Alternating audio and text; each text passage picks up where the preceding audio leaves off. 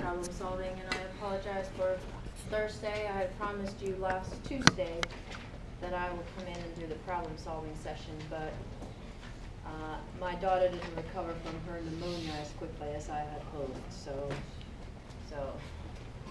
that's why. I hope you forgive me for that. She's back in school now. Okay, so is this thing not working? Okay, here we go. So we're still, or we covered basically the last of chapter 4 last week, right? So we had obviously gone over all the liquids, flashing liquids, and we have gone through what I was going to cover when it comes to vapor as well.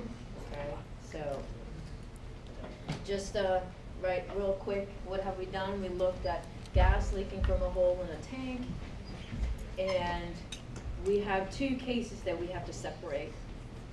If the ambient pressure is larger than the choke pressure, right, then we're going to have a velocity that is less than the sonic velocity. But if ambient pressure is below the choke pressure, then the velocity, the linear velocity through that hole is going to be sonic.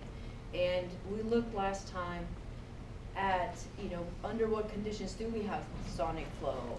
And basically, if it's 2 times the atmospheric pressure, or 2 times the pressure on the other side, you can be fairly certain. If it's anything more than 2 times, then you can be fairly certain that your pressure, your velocity out is going to be sonic. And we're going to have what we call choked flow. And it's choked basically because it's constricted, right? It's like it is choked.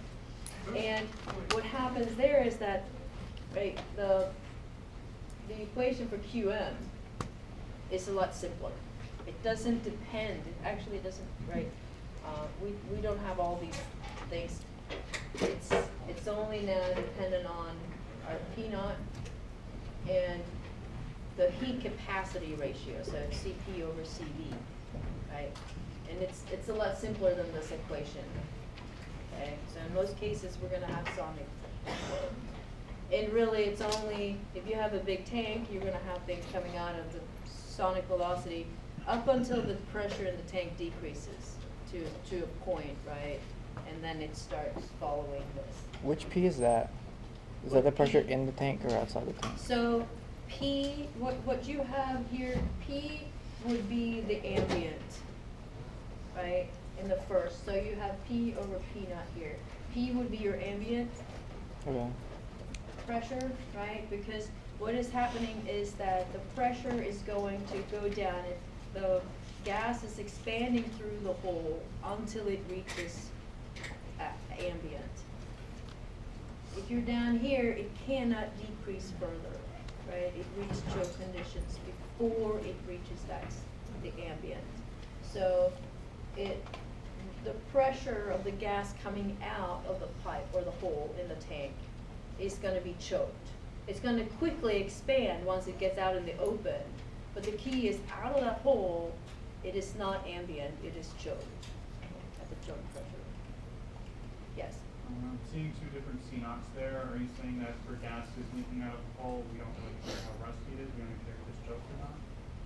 Yes, yes. So the question was, why do we have different C naughts? So if we're under sonic velocity, then we're gonna have the same restriction in terms of the entrance and the exit term of the friction losses. That gives us our C naught 0.61. But under sonic conditions, it doesn't matter what the hole's like. It doesn't decrease your flow because it's coming out of there at sonic velocity no matter what, right? And it's going to do that until the pressure P2 here has decreased enough so that you reach these conditions. Right. The key here to remember that we did not, before when we were dealing with liquids in a tank, when it was pressurized, we had PG. That was our delta P was often equal to PG or minus PG, right? The gauge pressure. These are absolute pressures now. So often you are given the pressure of a tank in gauge pressure, but that just means you have to convert it to absolute. Okay, so these two here now, P is ambient, P naught is the pressure in the tank. And T0 is the pressure, is the temperature in the tank, which often, right, when, it depends on what we're dealing with, but if we're dealing with a storage tank, we're just assuming that it's ambient. We could, of course, deal with a reactor that's at a high temperature, so we do have to keep track of this temperature. Okay, so we have worked a few problems on this, and in all of them, right, we ended up with choke pressure. So this I would say this is the main equation, right, to remember. And if we now have flow of gas through a pipe, we're going to change things, and we change the equation significantly. We can, although we didn't, right, we can derive the equation for adiabatic non-choke flow by basically doing an adiabatic expansion of an ideal gas.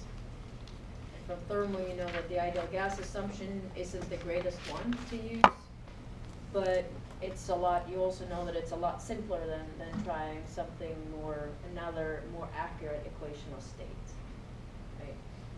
So for what we're doing, we're looking for ballpark measures, right? You know there are a lot of uncertainties in what we do.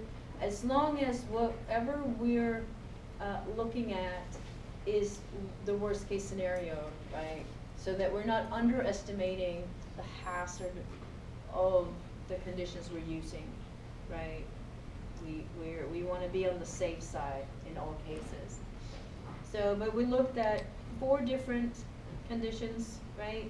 We either have adiabatic flow or isothermal, and in both cases we can have non-choked and choked flow. And by far the most common is choked flow, right? For the same reason as previously. Choked flow isn't equal to 2 times P naught though in this case, okay? Because we now have the added friction losses of the pipe. So we have to go back and calculate and make sure that we actually do have choked pressure. Using a different equation than what we used for flow through a hole. But for choked flow, this, oops, I need to do that. Okay, this choked flow is the most common. Choked adiabatic flow. So if you really haven't been given anything else but that you have a pipe and you have a pressure that's high enough so that you're fairly certain it's choked flow, you would go with adiabatic flow. For 2 reasons. It's most common when you have choked flow, heat transfer would have to be exceedingly fast for it to be isothermal from the surrounding, and that's almost impossible, right? When you're having something coming out of a linear velocity of 340 meters per second, right? Those heat transfer media just do not exist, right? So this is the most common case. We also looked at the difference between adiabatic and isothermal and saw that for the adiabatic flow, it's usually slightly larger than isothermal. So that's another reason to pick adiabatic, because it would give you the worst case. It might be somewhere in between. It may not be completely adiabatic, but it's not going to be completely isothermal either. So, right, you know it's going to be between those most likely. So it turns out that there are a very limited number of problems on gas leaks in the book, and we have covered most of them already. Okay, so what I suggest, I'm going to leave 415 because that's pretty much the only one that I would recommend that we have left, right, for you to practice on. And that's going to be one of your suggested problems for exam 2, for example. Right, so I will upload solutions to those. Example 4-5 is in your book, and it's an example where they've actually done all the calculations. So that's another one if you just want to review or if you want more practice. So with that, if you don't have any questions, if you want me to go over anything else, obviously, your homework 6 is to work problems, right? Using these. And I know you can barely read this. What I do want you to do, what I have done here, as you can see, I'm asking you to put the leak rate in pounds per second. So I'm trying to make you do this in British units. Okay. Why? Okay, I'm doing this so because therefore I won't do it to you on the exam. Deal. Okay? Fair enough. So on the exam you can do whatever units you want. I'm not gonna force you to give me something in pounds per second. But I really don't want you to convert all these to SI units and then convert back at the end. Okay? Keep them in British units. I should have put pound mole, whatever pound per pound mole, whatever the unit is. Wait, yeah, I did the there. first one. You want me to redo it again in When do British you- units? Now, soon? Well, if Wanna you've do already it done now? it, then, you know, if you've done the first, if you've done Yeah, I A only did part A. and keep A and then just do B in British units. Poor guy. It's, I'm doing it because when you're out in industry, that's all you're gonna see, most likely, unless you move to Europe, all right? But you are gonna have to be very comfortable with whatever feet and BTUs and, right? So, which never really has made much sense to me, BTU, British Thermal Unit. Yeah, that tells me absolutely nothing. But, right, when you're out there, you're probably going to be giving energy in BTU. So it's good. You don't have to convert to BTUs in here, but, I think it's energy. but do the calculations in British units. I should have specified that. But the reason is the more unit conversions you do, right, by converting them to SI units first and then converting it back, the more likely you are to make a mistake, right? So it should be fairly straightforward. Pipe is severed at the pipe connection to the tank, right, leaving a hole with the diameter equal to the diameter of the pipe. Obviously, that's flow of gases through a hole. Pipe is that it's severed at the connection to the indoor processing unit, so that's 50 feet away from the tank. So now you have 50 feet of pipe, and the hole is on the other side of that pipe. And what do I have? What did I write to be specific? I said the pipe is insulated. Okay, that means no heat transfer to the surroundings. So that case is adiabatic, right? And what do you choose? Choked or non-choked flow? I did choked. Well, we have 50 PSI gauge. So that's 55 plus 14.7. It's probably a pretty good assumption. It's more than 2 times, right? Certainly for this case, with this tube, right? Third one, now I'm sort of artificially making it isothermal, right? The temperature is the same. All the other conditions are the same, and you're asked to do that. So basically, you're asked to do what we did in class on Tuesday, right? For this particular case. And then I threw in a ventilation calculation, because obviously that's what, you know, what we're looking at, the leak. If that leak rate, and what did I specify? You know what? I forgot to put in A, B, C, or D on that. It would help if I did that. No one has done this already? Yeah, I didn't. I should have said conditions in. Have you done it in either one yet, or did you stop? Yeah. So let's do it for A, because that's the worst case scenario.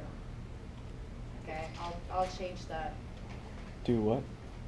I said do RE. D for case A. Right, so you're asked to do a ventilation calculation for this leak, but I didn't specify A, B, or C. Okay, true. So I'm not asking you to do it 3 times, because you know how to do ventilation calculations by now, right? You may just not have done them in British units, okay? So I'm making you do that. Although a few did, I think, on the exam. And then what about the last one? Will company employees be able to work near this leak for 15 minutes without fatalities? What do you think I want you to do? So it's obviously not from chapter 4. The TWA thing? TWA, yeah, so you need to find what the time weighted average is, but how do you determine whether there are fatalities or not? Probates. Damn. Yes. I get it wrong every time. Okay. God damn Okay, it. so that's your homework for Thursday. So hopefully with that, I thought you said you were gonna put a probate on the test. I said I may. I said, what I said was it's either, right, it's probably either gonna be a probate or a FAR. Oh, So there you go. got me. There was a probate on the last one, so. Damn. uh, Did a lot of people do probate for the last question? So are we going, what would you say, are we, for the last exam, could I ask you to do a probate? No. Did a lot of people do it on the last question? Somehow? So I was the only one? Maybe. Did you do a probate on the last? How? I just So did any it. questions? Are you comfortable with this, or would you want me to go over 415?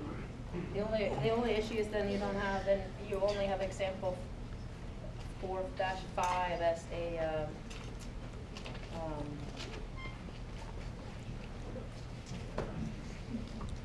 as a suggested problem for the exam. What did you get on? I think it's pretty straightforward, right? It's a matter of picking the right equation and then, right, follow the procedure that I had on the slides, which should be up on Canvas. Okay? Because if not, I'm gonna sort of wrap up chapter 4, because we've covered most of what's in there. And basically what we've been looking at, right, is leaks, and you can now handle leaks of liquids through, all these, I mean, it could be cracks, it could be a relief valve that opens up, holes that forms, right, leaks in pipe connections, rusted holes, flange connections, right, there could be stress fractures, pumps are always a place that could get clogged and things would rupture. You can handle all those now. We've looked at liquids and gases, right? And it turns out that gases are a little bit more difficult to handle just because they're not incompressible. They are compressible, right? Which means that the density changes the pressure and temperature significantly in some cases, so we have to take that into account. But the good news is you don't have to derive the equations. You just go in there, pick the one, and then in most cases you would solve for a Mach number and then use that number to calculate a flux. They introduced flux here for whatever reason, but you just need the flux in the area to get the flow rate. Right? Oh, you know what? I forgot to fix there was a flux that didn't have per The units? it's mass per area per second. I forgot to fix that in the slides when I uploaded them. Okay, I'll try to remember. So when it comes to, right, what we've done so far, we've looked at release of toxic materials, identified potential release incidents, right? What can happen, for example? That's what part of, right, safety is. What could go wrong? Where could we have leaks?